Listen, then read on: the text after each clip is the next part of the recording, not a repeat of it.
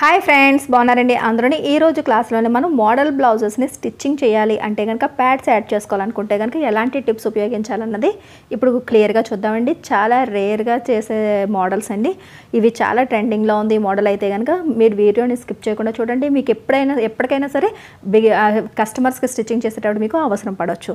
నేనైతే కనుక ప్యాడ్స్ని యూజ్ చేస్తున్నాను. మీరు బ్లౌజ్ ఏ సైజ్ అయితే ఆ సైజు ప్యాడ్ తీసుకోవచ్చు. లేదు బ్రెస్ట్ సైజ్ హెవీగా ఉందని అంటున్నప్పుడు ఒక నెంబర్ తగ్గించి కూడా తీసుకోవచ్చు. ఇక్కడ ప్రిన్సెస్ కటింగ్ చేసినప్పుడు ఎప్పుడు కూడా లైనింగ్ అన్నది 2 లేయర్లు ఉండాలి ఒకవైపు. అంటే ఇది చూడండి, ఇది సెంటర్ పాయింట్, ఇది నెక్ పాయింట్. 4 పీసులు ఉన్నాయా, ఇది 4 పీసులు ఉన్నాయి.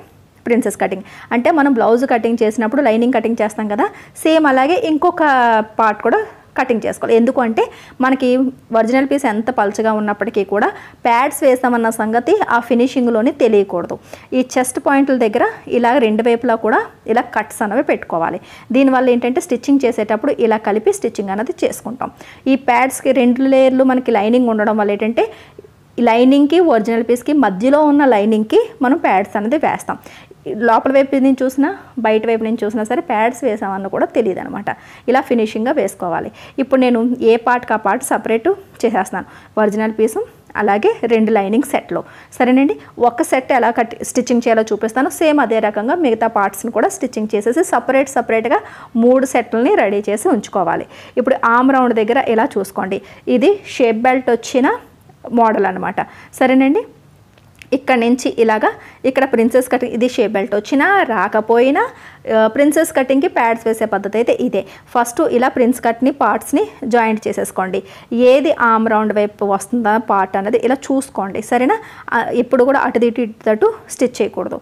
ఇక్కడ ఏ ఆమ్ రౌండ్ దగ్గర నుంచి ఇలా స్టార్ట్ చేసి పాదం ఖర్చు వెడల్పుని స్టిచ్చింగ్ చేయాలి.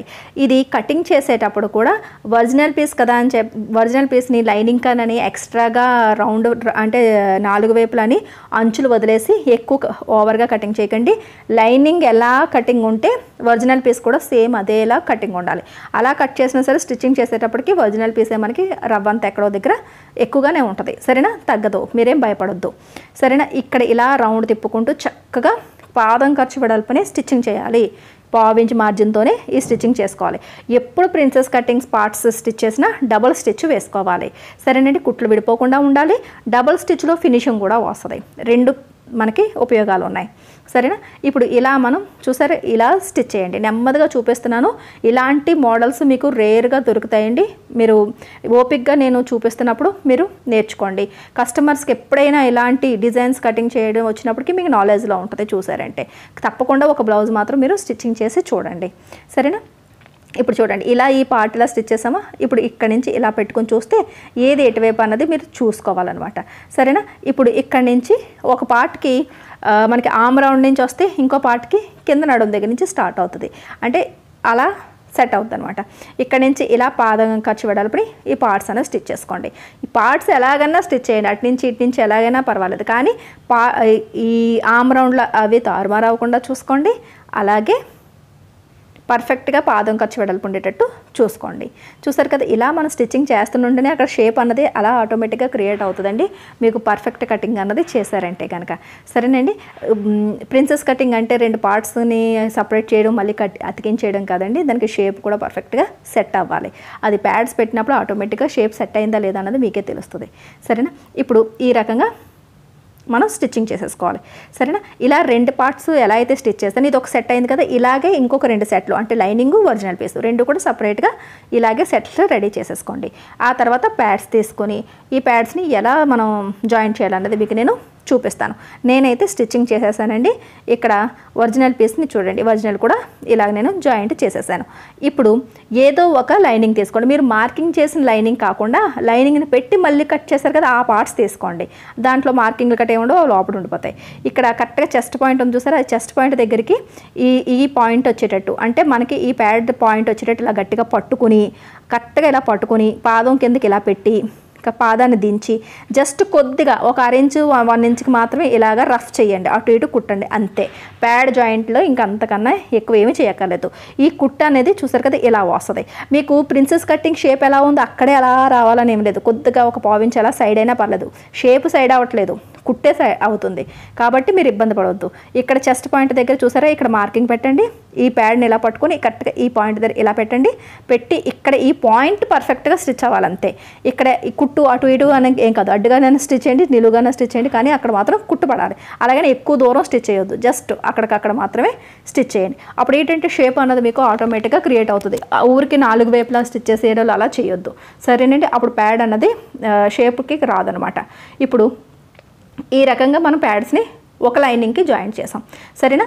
ఇది మధ్యలో ఉండే లైనింగ్ కాబట్టి దీనిపైన ఇదే షేప్లోకి మనకి ఒరిజినల్ పీస్ రావాలి కదా. ఇప్పుడు ఈ ఒరిజినల్ని ఇలా వేయండి, చూస్తున్నారు కదా ఎంత ఫినిషింగ్గా ఆటోమేటిక్గా సెట్ అయిపోతుందో కుట్టకుండానే. ఆ తర్వాత ఇంకొక 2 లేయర్లు ఉన్నాయి కదా, అవి ప్యాడ్స్కి అటువైపు ఉన్న కింద లేయర్కి రావాలి. అది కుట్లు పైకి ఉండేటట్టు చూసుకోండి, అంటే ఈ కుట్లు అనేవి లోపల వైపుకి వెళ్ళిపోతాయి. ఇలా పైకి మనకి బయటికి కనిపించేటట్టు పెట్టి దాని మీద ఈ ప్యాడ్ ఉన్న పీస్ని ఇలా పెట్టేయండి. అర్థమైంది కదా. ఇది మళ్ళీ చూపిస్తాను చూడండి. మన కుట్లు ఇలా పైకి ఉన్నట్టు పెట్టి దాని మీద ఇది ఇలా పెట్టండి. ఇప్పుడు ఏమవుతుందంటే ఇన్విజిబుల్ స్టిచ్ వస్తుంది, ఇంకొకటి ఫినిషింగ్ బాగుంటుంది.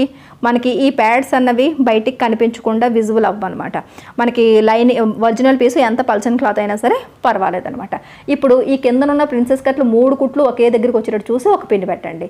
ఇక్కడ చంక భాగం దగ్గర ఆమ్ రౌండ్ దగ్గర చూసారు కదా, ఈ కుట్లు 3 కూడా ఒకే దగ్గరికి వచ్చేటట్టు ఇలా పిన్ పెట్టండి, అంతే. ఇంకేమీ చేయాల్సిన అవసరం లేదు, ఆటోమేటిక్గా దానికి అదే అలా సెట్ అయిపోద్ది మీకు కటింగ్ పర్ఫెక్ట్ అయ్యి ఉంటే కనుక, సరేనండి.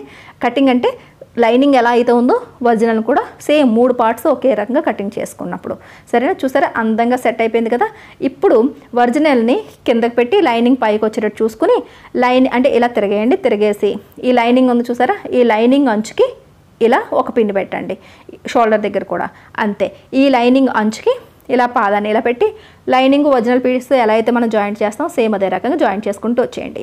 చూసారు కదా మనం ప్యాడ్స్ జాయింట్ చేసిన లైనింగ్ కాకుండానే లైనింగ్ పెట్టేటప్పుడు బయటికి చూసారా ఎలా ఉందో ప్యాడ్, అదే సింగిల్ లేయర్ అయితే ఇంకా దారుణంగా కనిపిస్తుంది అనమాట. అలా కనిపించకూడదు. నెక్స్ట్ ఏంటంటే మనకి ఒరిజినల్ పీస్ వైపు, మెయిన్ లైనింగ్ వైపు కదండి, ఒరిజినల్ పీస్ వైపు మనకి సపోర్ట్ ఉంటుంది అనమాట. బయటకు అసలు కనిపించదు ప్యాడ్ అన్నది ఎప్పుడు కూడా. అందుకని మీరు ఒక అర మీటర్కి ఎక్కువ లైనింగ్ అన్న తీసుకోండి, కస్టమర్కి ఛార్జ్ చేయండి పర్వాలేదు, కానీ ఫినిషింగ్ ఇచ్చి మన ఎఫెక్ట్ అనేది పెడితే వాళ్ళు మిమ్మల్ని వదలకుండా మీకే బ్లౌజులు ఇస్తారు, సరేనండి. ఇక్కడి నుంచి ఇది ఇలా చూసారు కదా, అసలు ఎక్కడ ఏది పట్టుకోవాల్సిన అవసరం లేదు, పర్ఫెక్ట్గా సెట్ అయిపోతాయి. అంచులు కూడా నార్మల్ లైనింగ్ బ్లౌజ్ లైనింగ్ అతికించడం కన్నా ఈజీగా లైనింగ్ జాయిన్ చేసి వచ్చేది. చూసారు కదా, ఇలా లైనింగ్ జాయిన్ చేసిన తర్వాత మీకు షేప్ అనేది ఇలా పర్ఫెక్ట్గా వచ్చేస్తుంది. ఈ పిన్నులు తీసేసుకుని లైనింగ్ కన్నా ఒరిజినల్ పీస్ ఏమైనా ఎక్కువగా ఉంటే కనుక అది కటింగ్ చేసి తీసేసుకోండి, ట్రిమ్ చేసేసుకోండి. చూస్తున్నారండి ఎంత ముద్దుగా వచ్చిందో షేప్ అన్నది. దాని తర్వాత కింద షేప్ బెల్ట్లు ఉంటాయి. ఒకవేళ షేప్ బెల్ట్ లేని ప్రిన్సెస్ కటింగ్ అన్న సేమ్ ప్రాసెస్ అంతే. చూసారు కదండి ఫ్రంట్ పార్ట్ అన్నది ఎంత ముద్దుగా వచ్చిందో. ఆ తర్వాత ఏమైనా చిన్నవి ఏమైనా ఒరిజినల్ పీస్ ఇలా లైనింగ్ కన్నా ఎక్స్ట్రాగా ఉంటే ట్రిమ్ చేసేసుకోండి. ఇదే ప్రాసెస్లోని సేమ్ అది కూడా చుట్టూ కుట్టేయడమే. ఎలాగ మనం ఆల్రెడీ రెడీ చేసి పెట్టుకున్నాం కదా, చుట్టూ పిన్నులు పెట్టేసి రెండో పార్ట్ కూడా మీరు రెడీ చేసేసుకోండి. చూస్తున్నారు కదా, ఎక్కడైనా సరే ట్రిమ్ చేయాల్సి వస్తే ఒరిజినల్ పీస్ కొద్దిగా ఆ మాత్రం బయటికే వస్తుంది. మీరేమీ భయపడొద్దు. ఒరిజినల్ పీస్ని లైనింగ్ పీస్ని సమానంగానే కటింగ్ చేస్తేనే ఇన్విజిబుల్గా స్టిచ్చింగ్ చేసేవి కానీ లేదనుకుంటే మెయిన్ మోడల్స్ బ్లౌజులు కానీ మీకు పర్ఫెక్ట్గా సెట్ అవుతాయి, సరేనండి. వీడియో నచ్చినట్లయితే కనుక ఒక లైక్ ఇవ్వండి. మన లక్ష్మీ ఫ్యాషన్ వాళ్ళ ఛానల్ని సబ్స్క్రైబ్ చేసుకోవడం మర్చిపోకండి. మళ్ళీ నెక్స్ట్ క్లాస్లో కలుద్దాం.